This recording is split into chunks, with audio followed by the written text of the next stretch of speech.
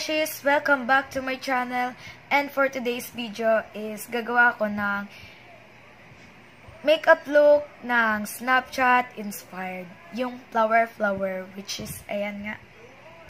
So without further ado, let's start. Gagamitin ko for my primer, I'm gonna be using this Shawil Perfect Base Primer. Ang kiniklaim nito is long-lasting and oil-free daw. So, lalagyan lang natin siya dito. Dito ko mag-focus sa aking T-zone kasi diyan madalas nag-oil up ang aking face. So, kailangan natin mag-primer kasi para mag-blur lahat ng ating pores, which is, ayan, nakikita niyo sa camera.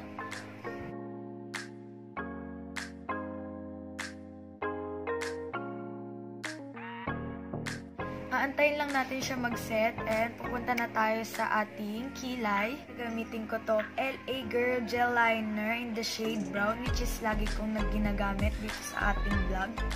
So, maglalagay lang ako na ating kilay. Ang uunahin ko muna is yung baba. Maglalining muna ako dyan sa mga edges bago ko i-fill out lahat.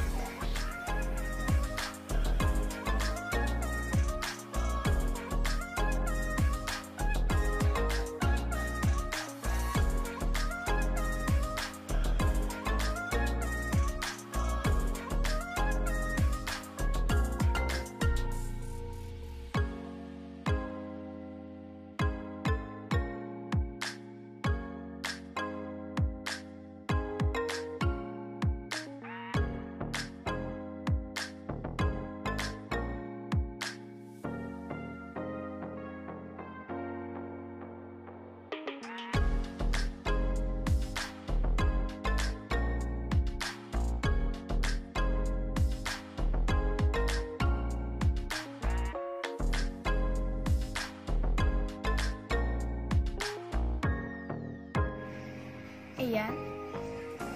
Tapos na tayo sa ating kilay.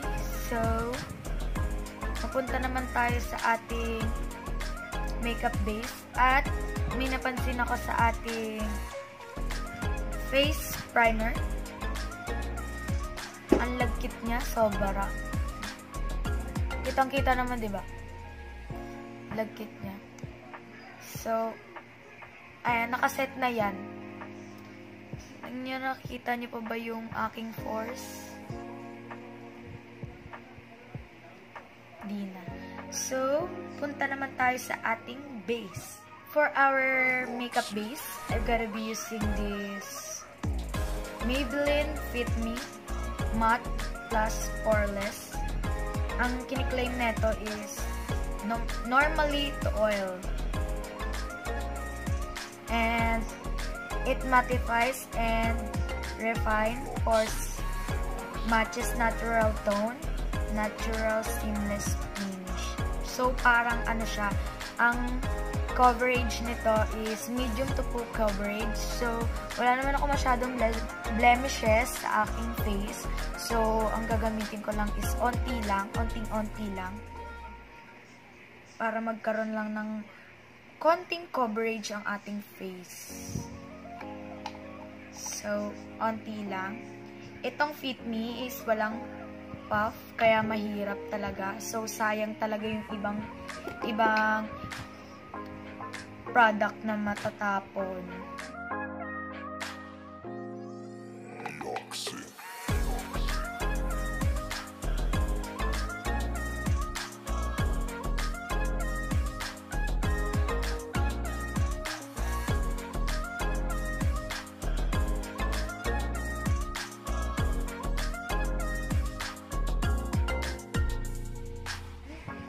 Blend na ang ating makeup base. Mapunta naman tayo sa ating concealer. For our concealer, I'm gonna be using this Maybelline Fit Me in the shade 120. So, lalagay ko lang siya dito. Konting-konti lang. para matakpan lang ang aking pinaghirapang eye bag. Konti lang talaga, literal. Pansin nyo, ang lagi kong ginagamit na concealer is yung Maybelline Fit Me. Kasi wala akong makitang concealer na matino. Kasi lahat nagki-cake siya. Yung cake is yung pag nadamihan mo, magbubuo-buo siya sa mga lines ng mga wrinkles mo, magsisiksikan siya. So, ganun yung lagi kong problema sa mga concealer. Kaya laging, ayun yung ginagamit ko, yung, tawag dito, yung lightest shade ng aking foundation.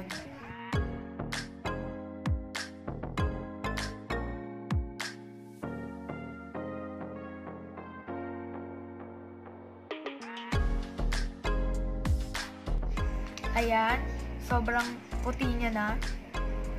Magsiset na tayo. Para iset ang aking under eye area, gagamitin kong itong Benay Luxury Powder. So, lalagay lang tayo dito. Kailangan natin mag-set ng under eye para hindi masyadong mag-cake yung concealer or yung foundation na ginamit natin. So, gagamit lang ako ng blending brush to add coverage para mas lalong matakpan yung eye bag. At ang ginagawa nitong powder na to is sumalo ng mga fallouts or eyeshadow ng mga powdery para madaling tanggalin. Yung hindi siya didikit sa foundation.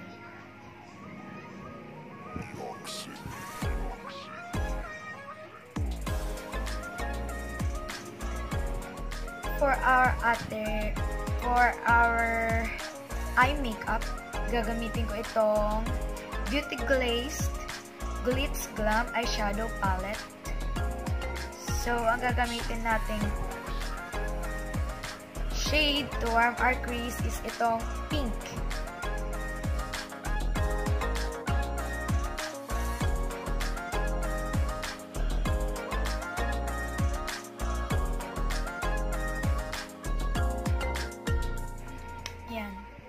Mukhang hindi siya halata sa camera, pero sa salamin, halatang halata yung pagka-pink niya.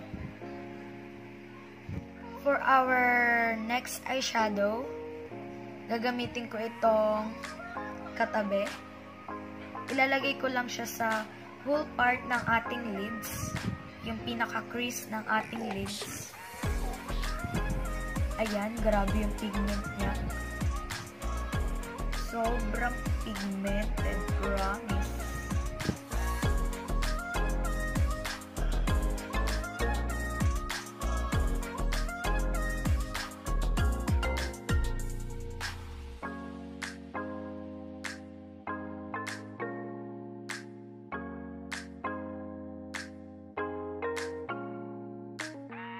Para naman sa ating outer V part ng ating lids, gagamitin ko tong brown.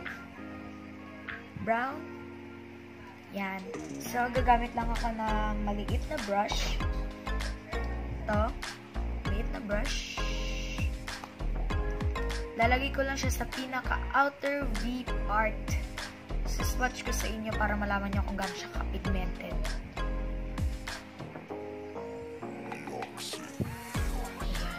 Medyo powdery lang siya, pero carry boom boom na. So, gagamitin ko rin naman yung isa. Yung second na ginamit natin.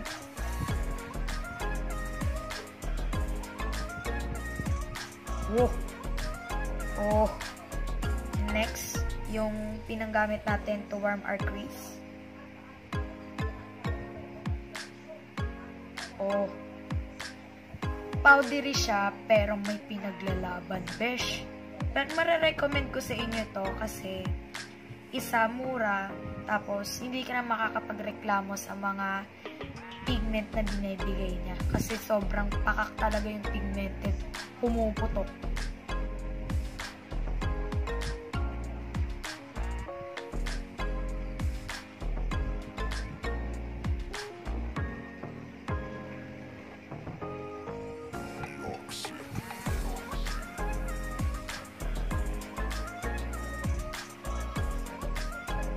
Ayan. Kukuha lang ako ng isang palette para sa ating shimmer-shimmeran dito sa ating inner lids. Para naman sa ating shimmer-shimmeran, sa ating inner lids, gagamitin ko itong Focallure Bright Luxe. Ang gagamitin kong shade dito is yung Garnet. Eto. So, swatch ko sa inyo para makita nyo kung gaano siya kapigmented. Medyo powdery lang to, pero carry boom boom na rin. Oh, sumasabog, diba? Lumalaban. So, gagamitin ko lang ang aking finger. Lalagay ko siya dito.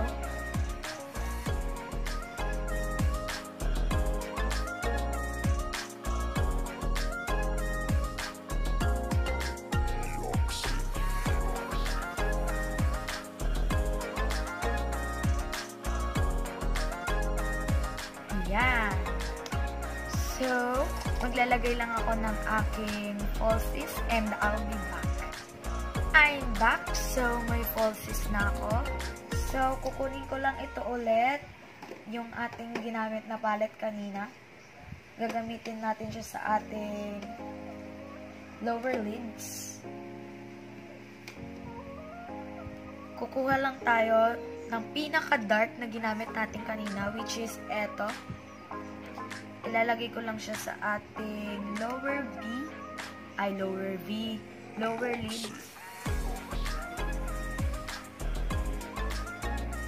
Konti lang. Ayan, ganyan lang.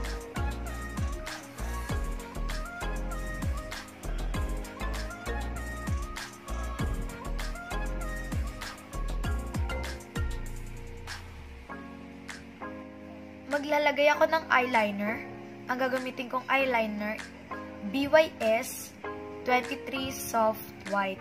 So, maglalagay lang tayo sa ating waterline. Gaganyanin ko lang siya kasi may kulay siya ng eyeshadow.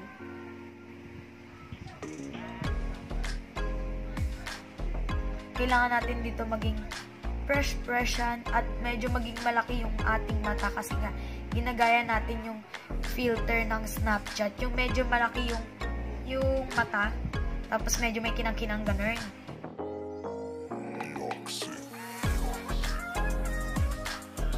Ayan. So, tapos na tayo sa ating eye makeup. Mapunta naman tayo sa ating the rest of our face. Gagamit lang ako ng powder. Tawag dito! Yung brush. I-blend out ko lang lahat ng nandyan. Mga excess powders. Blend ko lang.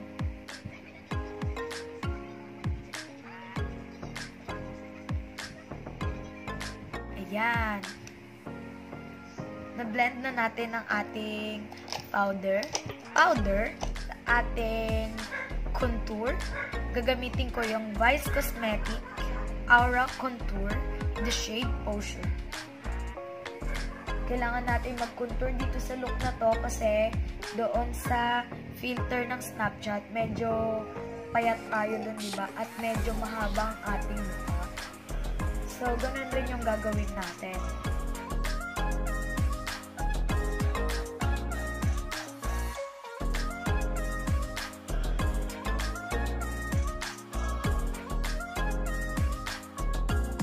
Kailangan matangos din yung ating ilong kasi matangos yung ilong doon.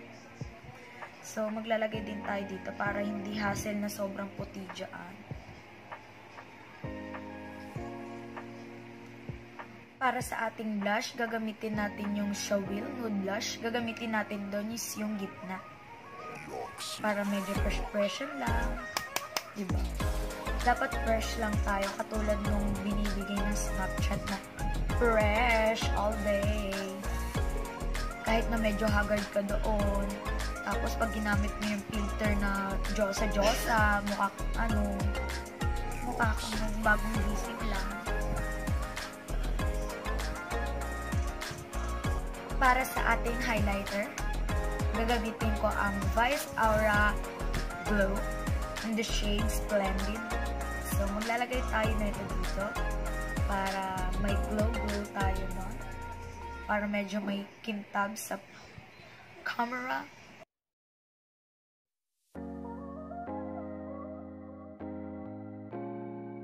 Para naman sa ating lips, gagamitin ko ang Vice Matte Liquid Lipstick in the shade Girly.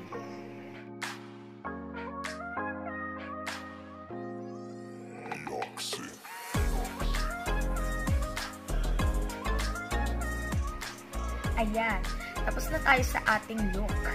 So, aayusin ko lang ang aking hairdo. And, I'll be back.